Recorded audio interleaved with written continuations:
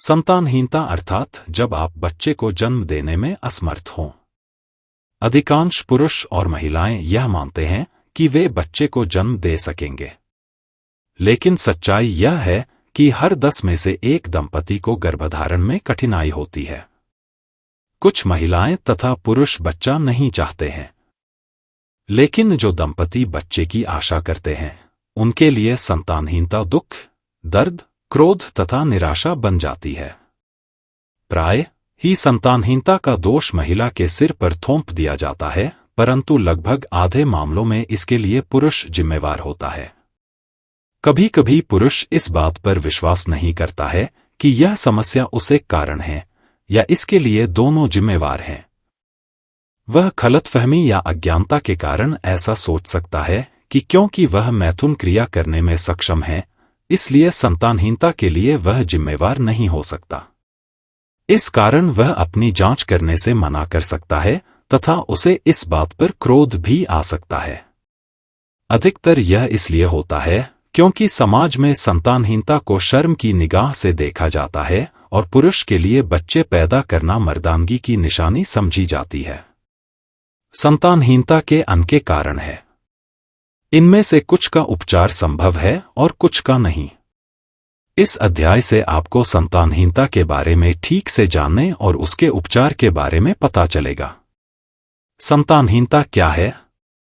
हम किसी दंपति को निःसंतान तब कहते हैं जब 2 वर्ष तक पति के साथ परिवार नियोजन से किसी साधन का उपयोग किए बिना नियमित रूप से यौन संबंध रहने पर भी महिला गर्भधारण न कर सके।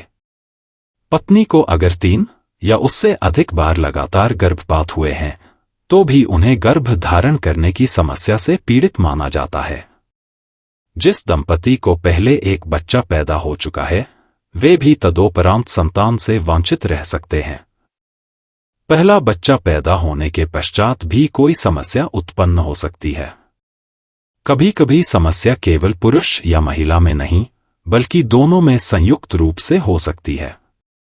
कभी कभी ऐसा भी हो सकता है कि दोनों ही स्वस्थ हों तथा कोई भी डॉक्टर या परीक्षण संतान न होने के कारण का पता लगाने में असमर्थ हों। अत्यधिक शराब पीना, धूम्रपान, तंबाकू चबाना या नशीली दवाइयों का सेवन जैसी आदतें पुरुष या महिला की संतान उत्पन्न करने की क्षमता को प्रभावित कर सकती है। पुरुषों में बच्चा पैदा करने में अक्षमता के कारण वह बिल्कुल ही या पर्याप्त मात्रा में शुक्राणु बनाने में असमर्थ हैं या उसके शुक्राणुओं की गुणवत्ता में कमी हो सकता है कि उसके शुक्राणु गतिशील न हों और वे गर्भाशय में से तैरकर अंडे तक पहुंचने में असमर्थ हों। किशोरावस्था में या उसके पश्चात उसे कन्फेड मम्प्स की बीमारी हुई हो जिसके कारण उसके अंडकोश टेस्टिकल्स क्षतिग्रस्त हो गए हों। जब ऐसा हो तो पुरुष यौन क्रिया में वीर्यपात तो कर पाता है, परंतु ऐसे वीर्य में शुक्राणु मौजूद नहीं होते हैं। उसके शुक्राणु लिंग से निकलते न हों क्योंकि उसकी वीर्यवाहक नली वर्तमान या पूर्व में किसी यौन संचारित रोग के कारण बंद हो गई हो। उसे शुक्र कोश में खून की शिराओं में सूजन हो, वेरिकोसील। उसे यौन क्रिया में कोई कठिनाई हो सकती है क्योंकि उसका लिंग उत्तेजित होकर ठीक से कड़ा नहीं होता है। संभोग के दौरान लिंग कड़ा नहीं रहता है। वह यौन क्रिया के दौरान योनि के अंदर गहराई तक जाने से पहले ही स्खलित हो जाता है। मधुमेह, उच्च रक्तचाप, तपेदिक तथा मलेरिया जैसे बीमारियां पुरुष की संतान पैदा करने की क्षमता को नुकसान पहुंचा सकती है। महिलाओं के लिए संतानहीनता। महिलाओं में संतानहीनता के मुख्य कारण हैं उसकी फैलोपियन नलिकाओं या गर्भाशय में संक्रमण है या वे बंद हैं। नलिकाएं बंद होने से अंडा नलिकाओं में सक्रिय नहीं हो पाता है या शुक्राणु अंडे तक नहीं पहुंच पाते हैं। गर्भाशय में संक्रमण होने या वहां जख्म निशान होने के कारण निषेचित अंडा गर्भाशय की अंदरूनी भित्ति से चिपक नहीं पाता है।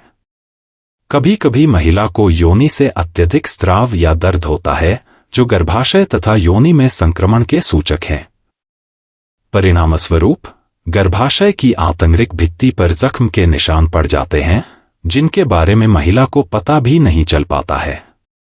वर्षों पश्चात उसे पता चलता है कि उसमें संतान पैदा करने की क्षमता नहीं है।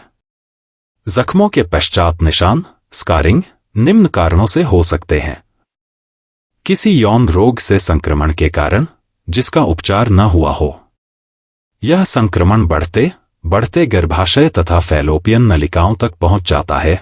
पेल्विक इन्फ्लेमेटरी डिजीज या PID। प्रसव या गर्भपात के दौरान हुई समस्याएं जिनके कारण गर्भाशय में संक्रमण या क्षति। योनि, गर्भाशय, नलिकाओं या अंडाशयों की शल्यक्रिया में हुई समस्याओं के कारण। तपेदिक के कारण भी नलिकाओं तथा गर्भाशय की आंतरिक झिल्ली में स्कारिंग हो सकती है। वह अंडा उत्पन्न करने में असमर्थ है। ओवुलेशन का न होना। ऐसा शरीर द्वारा सही समय पर आवश्यक हार्मोन न बनाने के कारण हो सकता है। अगर उसकी माहवारी का चक्र 21 दिनों या 35 दिन से अधिक का है तो उसे ओवुलेशन में कठिनाई हो सकती है। कभी कभी तेजी से वजन कम करने या शरीर का वजन बहुत अधिक होने या हार्मोन युक्त दवाइयों के सेवन से भी ओवुलेशन में कठिनाई हो सकती है। उसके गर्भाशय में फाइब्रोइडस, एक प्रकार की गांठें, हैं। इस कारण गर्भधारण या गर्भ को पूरे काल तक वहन करने में कठिनाई हो सकती है। मधुमेह और तपेदिक जैसी बीमारियां भी महिला की प्रजनन क्षमता को प्रभावित कर सकती है। कार्यस्थल तथा घर में खतरे जिनसे प्रजनन क्षमता हो हानि हो सकती है। ये खतरे प्रजनन क्षमता को, शुक्राणुओं तथा अंडे के निर्माण से लेकर एक स्वस्थ शिशु के जन्म तक अनेक प्रकार से नुकसान पहुंचा सकते हैं। खेतों तथा कारखानों में प्रयुक्त होने वाले कीटनाशक या जहरीले रसायनों के कारण वायु, खाद्य पदार्थों या जल का दूषित हो जाना। धूम्रपान, तंबाकू चबाना, शराब का सेवन या अधिक कड़क कॉफी पीना। धूम्रपान करने वाली, तंबाकू खाने वाली, अधिक शराब पीने वाली या अधिक कड़क कॉफी पीने वाले महिलाओं को गर्भधारण में अधिक समय लगता है।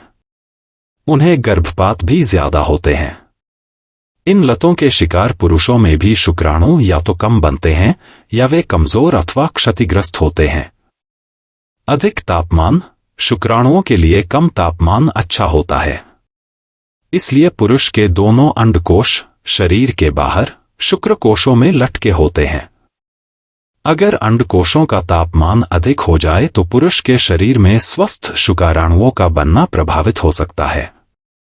उदाहरण के तौर पर अगर पुरुष बहुत तंग या सिंथेटिक कपड़े जैसे नायलॉन या पॉलिएस्टर पहनता है जिससे त्वचा को ठीक से हवा नहीं मिल पाती है।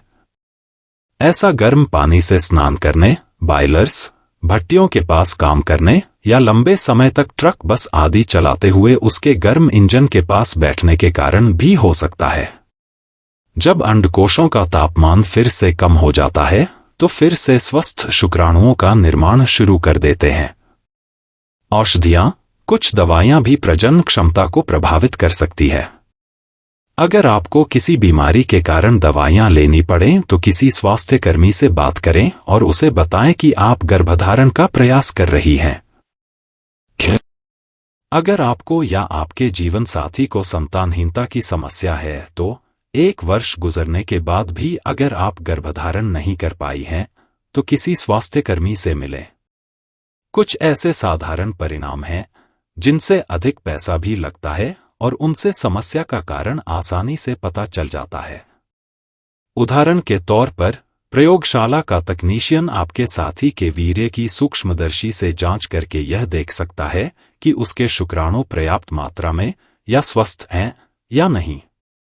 एक प्रशिक्षित स्वास्थ्यकर्मी आपकी अंदरूनी जांच करके आपके गर्भपात, नलिकाएं तथा योनि में संक्रमण या रसौली का पता लगा सकती है। वह सुबह सुबह आपके शरीर का तापमान नोट करके अंडा विसर्जन, ओवुलेशन होने के बारे में जानने का तरीका भी सिखा सकती है। यह याद रखना महत्वपूर्ण है कि ये परीक्षण आपको केवल समस्या के कारण के बारे में बताते हैं। ये उसका समाधान नहीं करते हैं। आजकल ऐसी अनेक प्रभावी दवाइयां उपलब्ध हैं जो ओवुलेशन करा सकती हैं और प्रजननता में सुधार ला सकती है। स्वास्थ्य समस्याओं का उपचार कराइए। आप और आपके साथी दोनों का शारीरिक परीक्षण, प्रजनन तंत्र के रोगों तथा यौन संचारित रोगों के लिए होना चाहिए। अगर दोनों में से किसी में भी ऐसा कोई रोग पाया जाए तो दोनों का उपचार होना आवश्यक है। तुरंत ही ऐसे स्वास्थ्य केंद्र या क्लिनिक में जाइए जहां इन रोगों का उपचार होता हो। दवाइयों की पूरी खुराक पूरी अवधि के लिए लें। निम्न हकीमों के पास जाकर अपने पैसे और समय की बर्बादी न करें। प्रजनन समय ओवुलेशन समय के दौरान संभोग करें। हालांकि एक पुरुष के शरीर में प्रतिदिन लाखों शुक्राणुओं का निर्णय होता है, इस स्वस्थ महिला प्रतिमास केवल एक अंडा ही विसर्जित करती है। अंडा विसर्जन ओवुलेशन के समय को ही प्रजनन काल कहते हैं। महिला केवल इसी काल में ही गर्भधारण कर सकती है। अधिसंख्य महिलाओं में यह प्रजनन काल माहवारी शुरू होने के 10 दिन पश्चात शुरू होता है और पश्चात 6 से 8 दिनों तक रहता है। शरीर में कई ऐसी लक्षण चिन्ह उत्पन्न हो जाते हैं जिनसे आप अपने प्रजनन काल का पता लगा सकती है।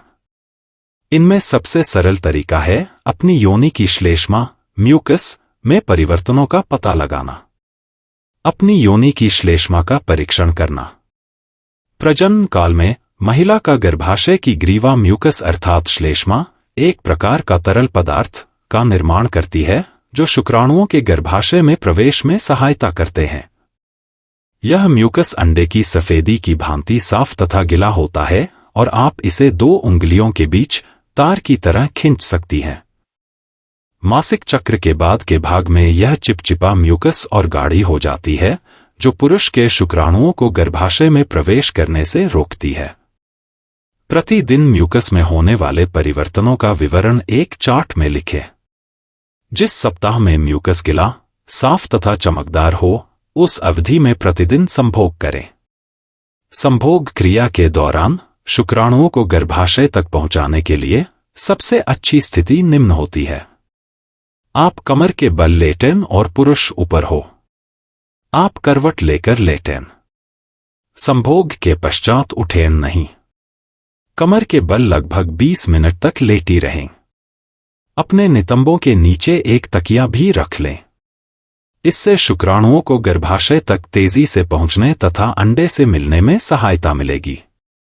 संभोग के दौरान तेल या क्रीम आदि का प्रयोग न करने से भी सहायता मिलेगी। तेल और क्रीम शुक्राणुओं को मार सकते हैं या शुक्राणुओं को अंडे तक पहुंचने में बाधक बन सकते हैं। उपचार शुरू करने के बाद या उपचार के बिना भी अनके दंपति शादी के 3रे वर्ष में गर्भधारण कर पाते हैं।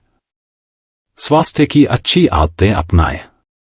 अच्छा पौष्टिक भोजन खाएं। अगर आपकी माहवारी नियमित नहीं है और अगर आप बहुत दुबली पतली या मोटी हैं तो वजन बढ़ाने या घटाने का प्रयत्न करें। धूम्रपान तथा तंबाकू चबाना, नशीली दवाएं या शराब पीना बंद करें।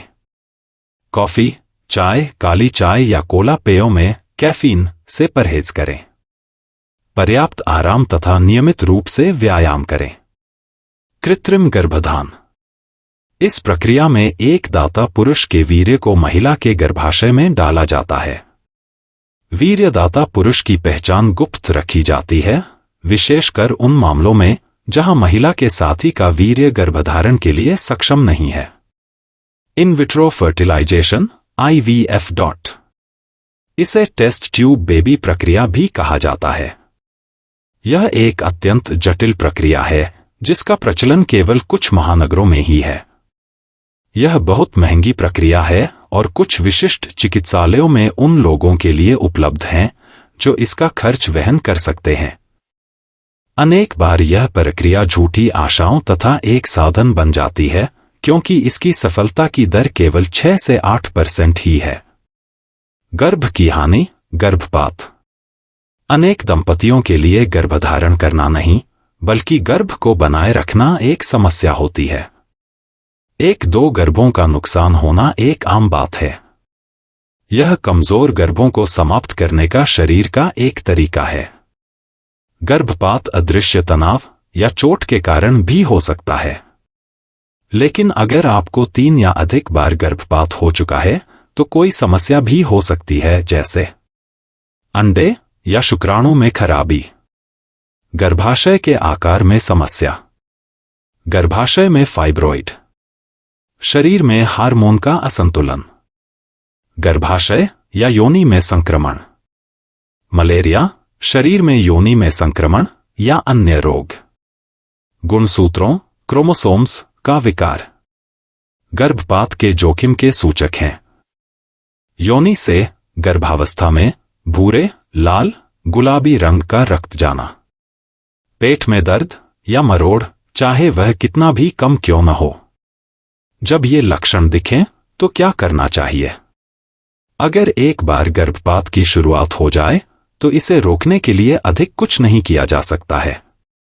अगर आपको दर्द रहित खून जा रहा है तो बिस्तर पर लेटकर 2 से 3 दिन तक आराम करें। संभोग न करें। यदि फिर भी खून का जाना जारी रहता है या और बढ़ जाता है या अगर 4 महीने का गर्भ है तो अस्पताल जाइए और उन्हें गर्भ के विषय में बताएं। दोबारा गर्भधारण के प्रयत्न से पहले ऐसे में धूम्रपान करना, तंबाकू चबाना, शराब पीना और नशीली दवाइयों के सेवन से बिल्कुल परहेज करें। अगर आपका गर्भपात हमेशा 3 महीने के गर्भ के बाद होता है तो हो सकता है कि आपको गर्भाशय का द्वार कमजोर हो। गर्भाशय के द्वार, ग्रीवा पर डॉक्टर द्वारा एक छोटा सा टांका लगाकर इसे बंद करने से कभी-कभी इसका उपचार किया जा सकता है। ध्यान रहे कि यह किसी अनुभवी डॉक्टर से ही करवाएं। बच्चा पैदा होने के समय से थोड़ा पहले इस टांके को निकाल दिया जाता है। जब आप गर्भवती हो जाएं, भारी सामान न उठाएं। गर्भ के शुरू के 12 सप्ताह में संभोग न करें। जब भी हो सके आराम करें। संतान के बिना जीवन। संतान न होने से कोई भी महिला या पुरुष दुखी, चिंतित, एकाकी, कुंठित या क्रोधित रह सकते हैं। जब आप ऐसा महसूस करें तो सोचिए कि आप अकेली नहीं हैं। अन्य क्षेत्रों में एक संतान महिला को तंग, पीटा तथा बेइज्जत किया जाता है या उसे छोड़ दिया जाता है और पुरुष दूसरी शादी कर लेता है। भारत में संतान महिला को बांझ या बंजनी या सुखी कोख कहा जाता है। उसको उपचार के लिए अनेक रिवाजों तथा रीतियों का पालन करने के लिए मजबूर किया जाता है। लेकिन यह आवश्यक है कि ऐसी स्थिति में दोनों जीवन साथी एक दूसरे का साथ दें। ऐसे लोगों से बात करें जो आपके हितैषी हैं। आप ऐसे अन्य दंपतियों से भी मिल सकते हैं और एक दूसरे की सहायता करना सीख सकते हैं।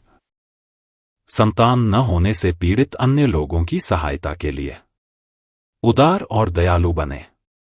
ऐसे दंपतियों के लिए यह कठिन समय होता है और उन्हें समझ और सहारे की आवश्यकता होती है।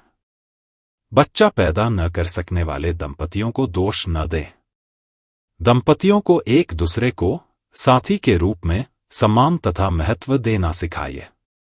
जिन दंपतियों के बच्चे नहीं होते हैं उन्हें बच्चों के साथ अन्य तरीकों से समय बिताना और रहना, अपने जीवन में शांति बनाए रखना सिखाइए। नारीत्व तथा मातृत्व को एक नहीं मानना चाहिए। संतानहीन महिलाओं के लिए बांझ जैसे अपमानजनक शब्दों का प्रयोग न तो करें और न अन्य किसी को करने दें। स्वास्थ्य कर्मचारी ये सब भी कर सकते हैं। बच्चा गोद लेने के लिए आवश्यक जानकारी तथा ऐसे संस्थानों का विस्तृत विवरण दे सकते हैं। फ्लिप चार्टों आदि शिक्षा में सहायक वस्तुओं का उपयोग करके दंपतियों को संतान न होने के बारे में शिक्षित करें। यह सुनिश्चित करें कि वे प्रजनन तंत्र का संक्रमण और एसटीडी का निदान और उपचार करने तथा महिलाओं की पेट में दर्द की शिकायत को गंभीरता से लेने में सक्षम हैं। अक्सर ही अनके महिलाओं को यह कहकर वापस भेज दिया जाता है कि सब कुछ ठीक है। महिलाओं को कूल्हे की हड्डी के संक्रमण के चिन्हों के बारे में तथा तुरंत और संपूर्ण उपचार कराने के महत्व के बारे में प्रशिक्षित करें। पुरुषों व महिलाओं को प्रजनन तंत्र का संक्रमण तथा एसटीडी के लक्षणों के बारे में शिक्षित करें।